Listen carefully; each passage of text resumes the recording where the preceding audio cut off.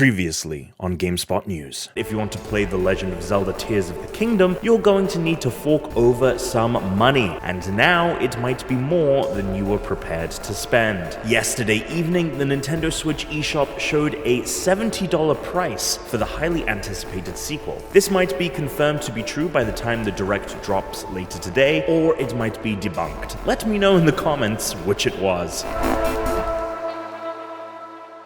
Well, everyone, it's been confirmed. Tears of the Kingdom's Standard Edition will indeed be $70, and Nintendo has commented on the price point. When reached out to by Game Informer regarding the $10 increase from the usual $60 Nintendo has been charging for their Switch titles, a PR rep for the company stated that future increases would be chosen on a case-by-case basis, insinuating that that has always been the case, despite $60 being consistent for the console's entire life cycle. Nintendo clearly has an understanding of how big Tears of the Kingdom is going to be, as it's keeping the $60 price point for its other first-party title, Pikmin 4, a game that won't sell even remotely close to what Zelda will. Breath of the Wild sold nearly 30 million copies, almost 20 million more than the previous best-selling Zelda game Twilight Princess.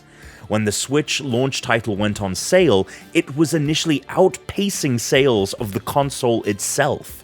Nintendo was probably looking at the new standard set by both PlayStation and Xbox, and despite not releasing more powerful hardware, figures it can get away with matching that standard. If Tears of the Kingdom sells 30 million units, that's $300 million extra the company can add to the pile, and considering the Switch is now the third best-selling console of all time, 30 million seems like a conservative estimate. Time will tell if the price increase has any effect on sales. A game Nintendo is putting out that is actually a decrease from the $60 price point is the long-rumored Metroid Prime Remastered, which is out now via the eShop and will be available physically on February 22nd, retailing for $40. This pricing is initially also bizarre, as typical Nintendo remasters and remakes get the $60 treatment, like 2021's Brilliant Diamond and Shining Pearl, but again, when you look at the value of the franchise, the best-selling Metroid game hasn't cracked 3 million copies, whereas Pokemon sales are always in the tens of millions. You're getting a lot of bang for your buck with that $40, as Metroid Prime Remastered boasts redone visuals, updated controls, and bonus content. This seems to clearly be the best way to experience one of the best games ever made. Metroid Prime Remastered was one of a few highlights from yesterday's Nintendo Direct. Some of the others were another look at Tears of the Kingdom, Game Boy, Game Boy Color, and Game Boy Advance games coming to Switch Online, the former two coming to the basic tier and the latter coming to the expansion pack option, and a look at Pikmin 4 gameplay. As previously mentioned, Pikmin 4 will be the standard $60, but if you are looking to buy both it and Tears of the Kingdom and are a Switch Online member, you can pick up both for only $100, a $30 discount. This is via game vouchers, which are available on the eShop to Switch Online members, where you can buy one $100 voucher and use it to pick up both games. If Pikmin 4 isn't your bag, other titles such as the year-long delayed Advance Wars 1+2 Reboot Camp, which is now releasing on April 21st, or the upcoming Bayonetta Origins game are also redeemable